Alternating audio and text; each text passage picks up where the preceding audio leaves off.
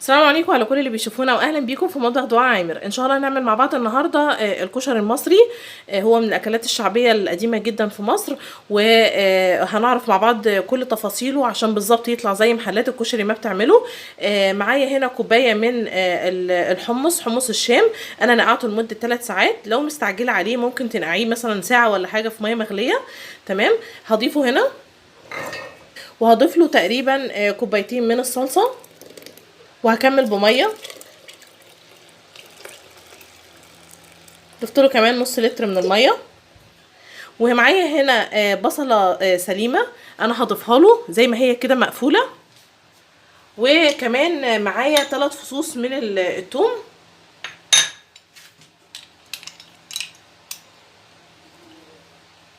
هفرمهم كده. انا هحطه على النار دلوقتي لحد ما الحمص اتاكد ان الحمص استوى كويس، وبعد كده هنشوف هنضيف عليه ايه. تاني خطوه معايا هو العدس بجبه، اللي هو العدس الحبايه البني.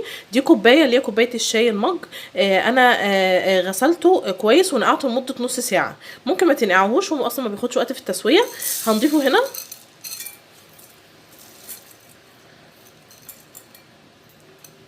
بالشكل ده. ومعايا دول 3 فصوص كبار من الثوم.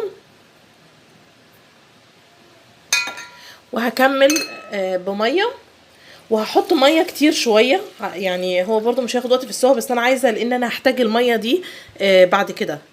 تمام. لو العدس بتاعك مش جايباه اكياس معبأ، يعني يفضل ان انت تنقيه لان بيبقى فيه حصوص عاد. دلوقتي انا هحطه على النار ومش هنضيف له اي حاجه لحد ما يستوي. بعد كده الخطوه اللي بعد كده معايا هنا ده بصل مقطعاه كده زي ما انتم شايفين جوانح، ما نبقاش عريض قوي. تمام. هضيف له معلقه من الملح، ودول معلقتين كبار من النشا.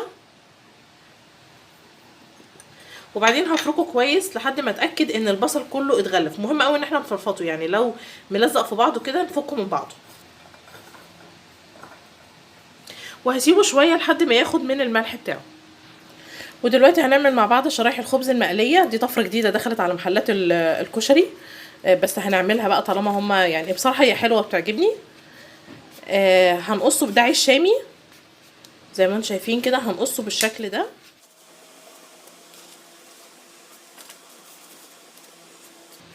وده هنقليه قبل البصل، يعني في الزيت اللي هنقلي فيه البصل، بس ده هنقليه الاول عشان البصل ما يكرفش عليه. دلوقتي كده ده حمص الشام، هو خلاص كده استوى. انا هضيف له معلقه كبيره من الملح. طبعا بتضيفي الملح حسب كميه الحمص اللي انت عاملاها، او بتدوقي تظبطيه حسب يعني حسب ما انت عايزه. تمام. وهسيبه كده 10 دقايق يغلي مع الملح عشان يشرب الملح بتاعه. وبعد كده هضيف له رشه كمون في الاخر بعد ما يكون خلاص استوى. ودلوقتي العدس بجبه برده خلاص كده بدأ يدخل في سوا، هو تقريبا استوى يعني. انا دلوقتي هضيف له ملح ومعلقه صغيره من الكمون. تمام. نحط الكمون في الاخر قبل ما نطفي عليه على طول، عشان الكمون لما بيغلي على النار بيمرر.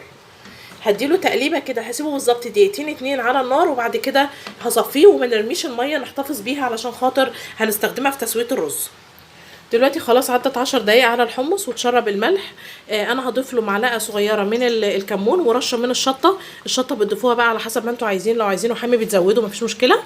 وهقلب. ودلوقتي هطفي النار، يعني هشيل الحمص علشان خاطر الكمون لما بيغلي على النار بيمرر.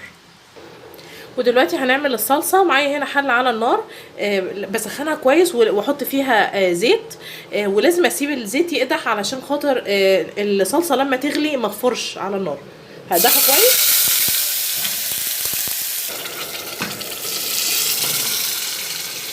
انا ضفت هنا لتر من الطماطم، عصير الطماطم.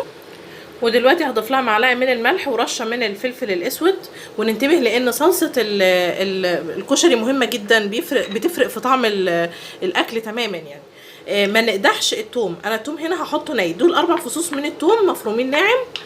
الثوم لو قدحتيه مع يعني او لو عملتيه حمرتيه في الزيت هتحسي ان انت بتاكلي خضار في الاخر. هي صلصه الكشري الثوم بتاعها بيتحط ناعم.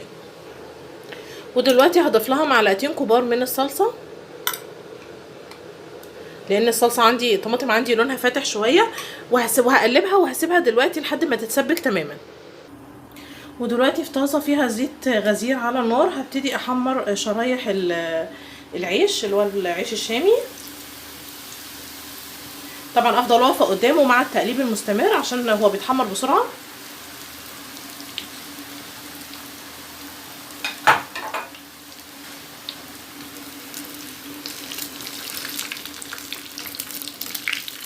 زي ما انتم شايفين كده مبياخدش اي وقت في التحمير.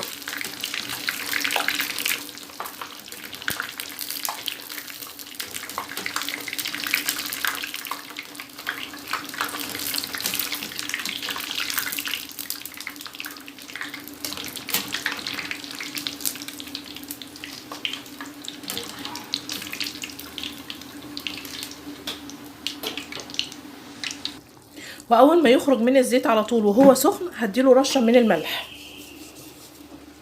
علشان يتشربها. ودلوقتي بعد في الزيت اللي احنا حمرنا فيه شرايح العيش الشامي، دلوقتي هننزل بالبصل. احنا ريحناه شويه وبدا يدبل زي ما انتم شايفين كده وينزل ميته. مهم قوي ان الزيت يكون سخن ويكون غزير. تمام. وننزل بالراحه عشان البصل هيخلي الزيت يفور. لو الزيت مش كتير النشا هتتحرق وهتلزق في الطاسه من تحت. نضيف كده شويه بشويه ما نكترش في الطاسه.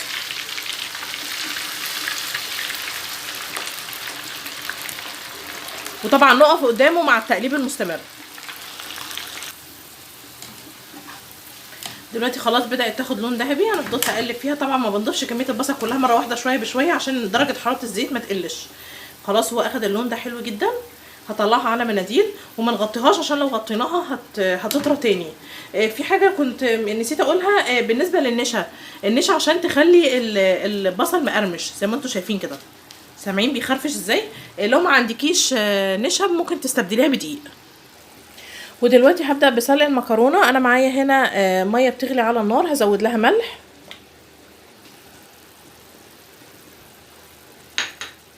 وهحط مكرونه اسباجيتي بس هكسرها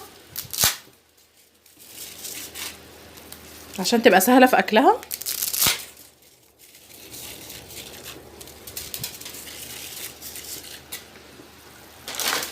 وكمان هحط معاها مكرونه اللي هي الصغيره اللي هي دي. مفيش مشكله ان احنا نضيف نوعين من المكرونه، نسلق نوعين من المكرونه في حله واحده طالما النوعين من نفس الشركه. انا هسيبها لحد ما تستوي. بعد كده هصفيها من الميه بتاعتها. انا ما بضيف لهاش زيت دلوقتي، بضيف لها بعد ما بصفيها. بضيف لها معلقتين من الزيت وبقلبها علشان خاطر ما تلزقش في بعضها لما تبرد. تمام.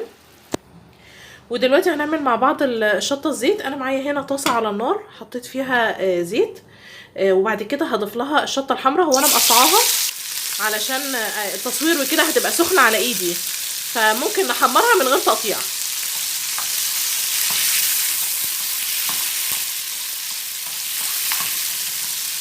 خلينا نفرق ما بين الشطه الزيت وما بين الهريسه. في فرق بينهم. الشطه الزيت ما بيكونلهاش طعم، بتبقى شطه حمراء وزيت بس. لكن الهريسه بنبقى حاطين لها منكهات تانية او بهارات وتوم وحاجات تانية يعني. دلوقتي خلاص استوت اهي، وزي ما انتم شايفين الزيت بتاعها بقى لونه احمر حتى وطريت تماما. انا دلوقتي هطحنها في المطحنه بتاعه البهارات. لو الكميه كبيره اضربوها في الخلاط بالزيت بتاعها. اهم حاجه ان هي تضرب بالزيت بتاعها. ودلوقتي في حله على نار فيها زيت هستنى كده اما يقدح شويه، وبعد كده هضيف الشعريه. دي كوبايه من الشعريه واقلب.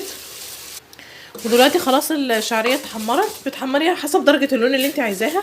هضيف عليها كوبايتين من الرز وهقلب برضه. ودلوقتي قلبت الرز اهو، يعني بتقلبيه لحد ما تلاقيه كده ايه بدا يعني الميه بتاعه الغسيل بدات تنشف وبدا يحرفش معاكي كده وانت بتقلبيه. تمام عشان يطلع مفلفل.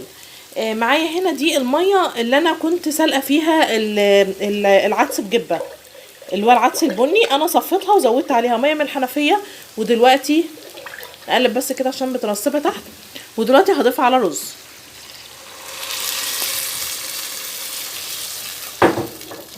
وده هيديكي نتيجه حلوه جدا وطعم كويس جدا. كده كده احنا هنضيف العدس لما الرز يبتدي يتشرب كده.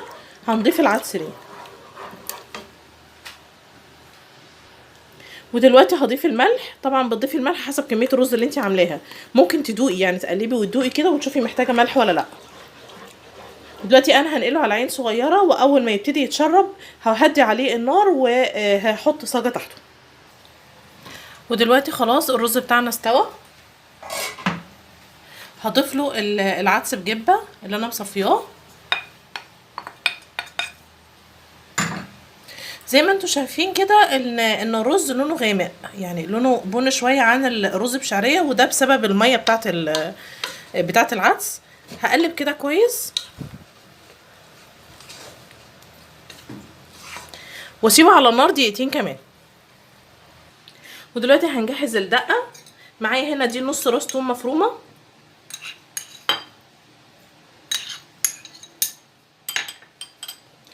هضيف لها نص معلقه من الكمون، نص معلقه صغيره،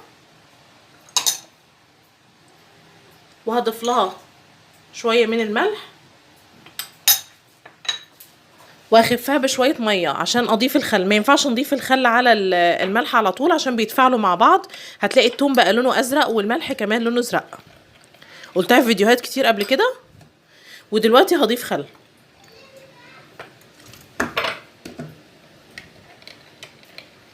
وكده خلاص الدقه جاهزه معانا. ودي شكل شطه الزيت بعد ما جهزت، شايفين لونها والزيت بتاعها لونه احمر ازاي، بالظبط زي اللي بناكلها في محلات الكشري.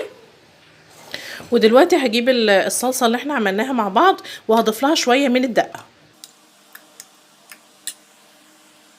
ودلوقتي حمص الشام بتاعنا هنغرفه برضو.